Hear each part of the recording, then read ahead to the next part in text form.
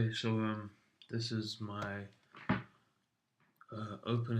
opening analysis of the movies that I've chosen to do. Do are My Big Fat Greek Wedding, Our Family Wedding, 51st Dates, and Maid of Honor.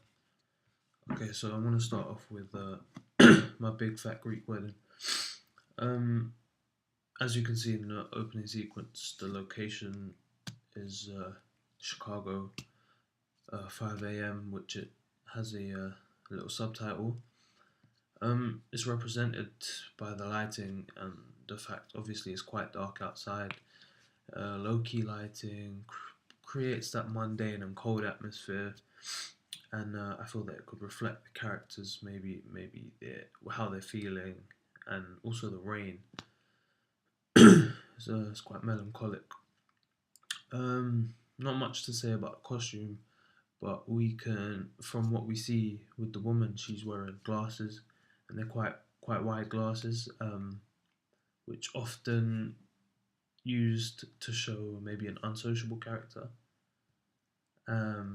maybe not so popular, and also I picked up on the fact that the opening sequence is introduced with a series of panning and tracking shots of different buildings throughout the city, and a vertical panning shot is used to go from the top of a building to the bottom of the building, where we are introduced to the car, which is then brought into focus as it drives closer towards us. Close-ups are used quite often, and I guess it's effective because it shows the different emotions that are portrayed upon the faces, and we're also introduced to the male and the female characters. We can see the woman yawning indicates tiredness, the look of disapproval on the man's face, and as the car comes into focus, there's a wide shot. There's a wide shot which shows the setting on a street, and I think that it's quite important because in most romantic narratives, you have the setting in an urban environment like a street, and when showing the buildings, it creates a sense of that setting and that the story will take place in the city. The editing is there's a lot of continuity editing, as the sequence of shots used they move along quite seamlessly, and there's no jars, and combined with the text and the credits, it runs quite smooth, and it takes away the audience's attention of the shots being different, and the reverse shot of the conversation between the characters is used so that we can maybe pick up on the different emotions portrayed on their faces and their reactions to what one another say. Throughout the sequence, there is a musical score going on in the background, and the overlapping sound bridge of the music and voiceover. It continues to add to the narrative detail, as we found from our research. And the sound can also give an insight to how a character may feel in a particular emotion. And I guess that it does, because if the music's quite upbeat, then we naturally see quite a happy and joyful person. This opening scene starts with dialogue between the two characters, but then cuts away to a scene further distance, but the conversation carries on, which is overlapping sound. The next film that I'm going to talk about is 51st Dates. We're showing the location of a beach, so we get the idea that the film may be set somewhere quite exotic, and most of the lighting shown is quite high key, quite warm, which shows a positive and a happy aspect to the film. So the first few scenes are mainly women, which seem to be talking about the same person. Locations are mainly in the city when we're talking about the women, uh, about their holiday in Hawaii. But the jump cut sets the story in Hawaii, where we know the rest of the movie is going to take place. From the way the women are dressed, we can see that they're quite sophisticated, and they've got quite high paid jobs in the urban area. So the women at the beginning of the film shown medium close up, we see the basic emotions displayed, and there's the wide shot at the beginning to show the beach and the palm tree, and it showed, I guess, at the beginning of most romantic comedies, you get that establishing shot of where the film will take place. So it's a perfect example, and it follows the romantic codes and conventions. Also, quite a long shot used in the scene to show the characters in full profile, as well as we explore the surroundings. And there's also a two shot.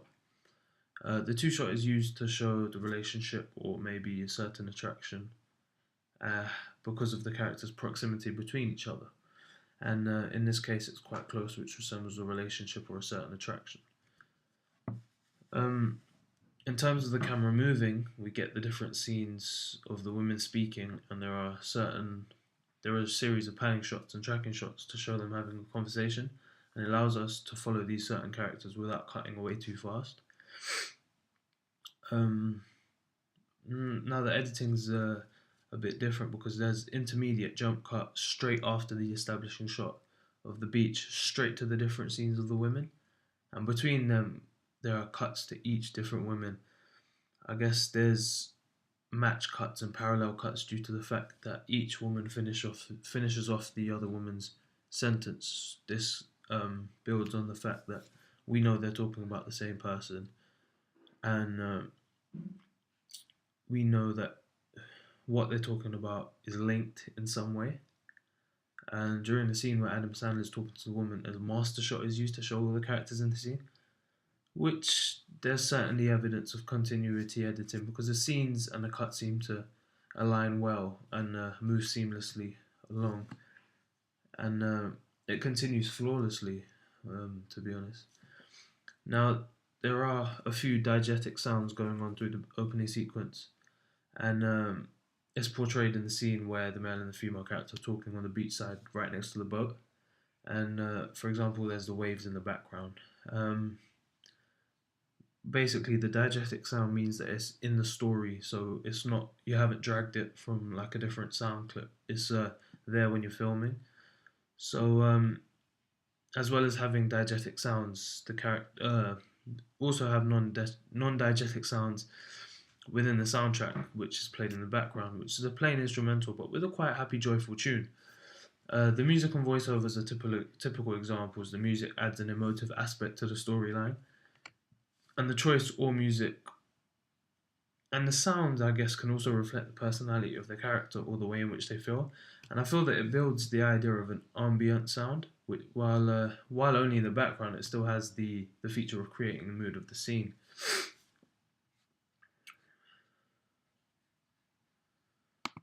Film that I analysed was Maid of Honor. Now the camera work starts with a widespread shot to allow us as the audience to get an idea of the setting, the mood. As I have said before, typical romantic style, always use it.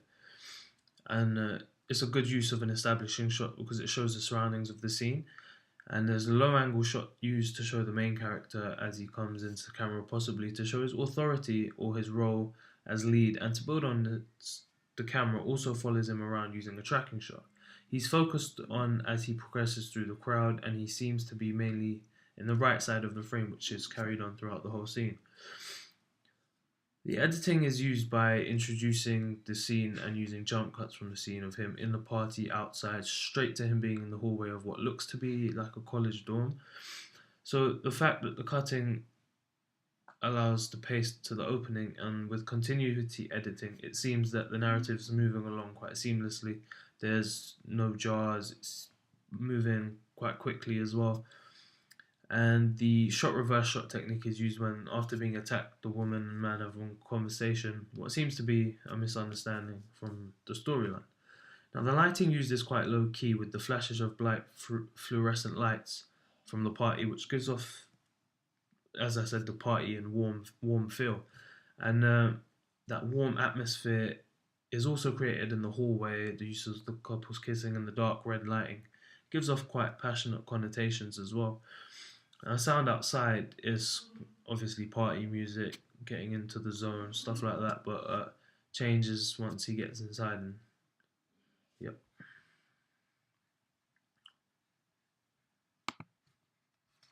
Okay, so for my last film analysis, Our Family Wedding. Okay, so the film starts with an establishing shot, and from what we can see, we can tell location New York City straight away. We then cut to a scene where we meet the characters and it looks as if they're packing. You'll notice throughout all my analysis that I've put up. Basically, you have the main title sequence, and then you have the establishing shot, and then it cuts straight to the main characters. So you'll see that a lot. The lighting used is quite low, but in a way it's quite warm and soft. So there's that kind of glow to it, and we can see that from the way the male and female are interacting. That there's a relationship between the two, and the use of the throwing clothes into the suitcase suggests a sense of rush. The telephone, the fact they ring to interrupt the couple plays a big part. So it foreshadows the way that something's going to get in the way of their relationship, which does happen in the plot. So the clothing sense is quite casual, relaxed, not so much formal to show that they have a casual relationship and they're comfortable around each other. Then you have these shots of Grand Central Station, and then the shot of the train going across the bridge back to another city, and it shows the characters have gone from one city to another. So it gives the audience a sense of location, so they know what's happening. At first, we do get an establishing shot. These are camera stills. As the film continues, we jump to the scene of the house and apartment. We get a medium close-up of both characters, which is slightly less claustrophobic compared to a close-up. There's also a two-shot used when they're within close proximity to each other, occupying the same space in a romantic way. They're on top of each other. An aerial shot is used to show the train as it crosses the bridge. Aerial shot at the beginning as we see the clouds move over the city. There's also a low-angle shot of the city to show its slightly large nature. Okay, so when doing my analysis of my opening sequences, I found that most of the opening sequences actually focus on the surroundings and the environment rather than the actual people. So it starts off with the titles going on while there's that environment in the background, so you get a backdrop to the titles. So while you're reading the titles, you know you're getting a sense of where the plot's set, and yeah, so the camera basically is tracking the pair as they start to pack and follow them around. There's panning used as they rush through the station, desperate to catch their train. They seem to be in focus, and it allows us to pick them out and follow them as they seem to be the main protagonists in the story. Almost like a whip pan, because it is quite fast. Now the editing, the beginning starts with a cloud high view of the city and jump cuts straight to an aerial shot, and then to a low angle shot, which then jump cuts to a shot of a particular road which the apartment or house or whatever is on, and then a jump cut to inside the housing area. I guess you could say that the fast cutting adds a pace to the story, and we also see this during the rushing to the station as the camera jumps fast in parallel to the characters running for their train. It adds a sense of speed and panic, so we get that feeling. And during the first scene in the household, there's also continuity editing used between the shots, so they move along together quite smoothly, there's no interruptions, and it allows the audience to distinguish the shots as one scene or one frame, so there's no interruptions, and what you see is what's happening, basically. So yeah, thank you for watching, and I hope it's been informational.